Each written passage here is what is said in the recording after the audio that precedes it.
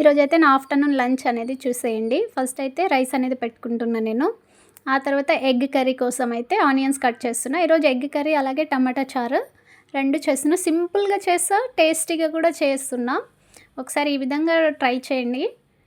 నేనైతే first onions ఒక 2 తీసుకొని చిన్నగా కట్ చేసుకున్నాక టమాటా కూడా తీసుకొని కట్ చేసుకుంటున్నా. చిన్నగా అనేది కట్ చేసుకుంటే టేస్ట్ అనేది బావుంటుంది అని నా ఫీలింగ్.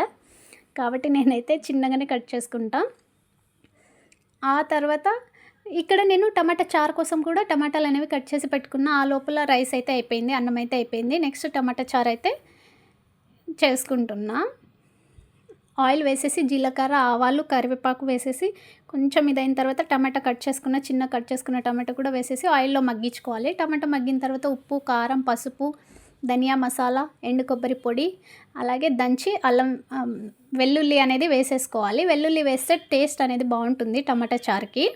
కాబట్టి ఈ విధంగా ఒక 2 పొంగులు రాగానే దింపేసుకోవడమే. ఆ తర్వాత ఎగ్ కర్రీ ఆయిల్ వేసేసుకొని ఇందులో ఎండుమిర్చి విత్తనాలు, కరివేపాకు, ఆ తర్వాత ఆనియన్స్ బాగా ఫ్రై అవ్వాలి. ఆయిల్‌లో ఫ్రై అయిన తర్వాత పసుపు, అల్లం వెల్లుల్లి పేస్ట్ వేసేసి పచ్చి వాసన పోయే వరకు ఫ్రై చేసుకుంటా.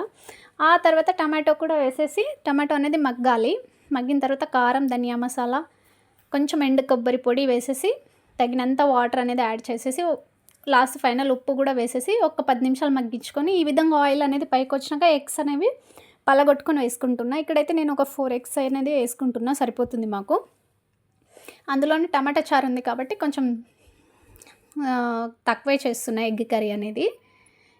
ఎగ్స్ అనేవి వెంటనే పలగొట్టుకొని వేసుకున్నాక కలపొద్దు. ఈ విధంగా అనేది ట్రై చేయండి. అలాగే మీరు ఏ విధంగా చేసుకుంటారో కామెంట్ కూడా చేయండి. ఒకసారి ఈ విధంగా ట్రై చేయకపోతే ఈ విధంగా అయితే ట్రై చేయండి. చాలా బాగుంటుంది. అలాగే లైక్, షేర్, సబ్స్క్రైబ్, కామెంట్ చేయండి.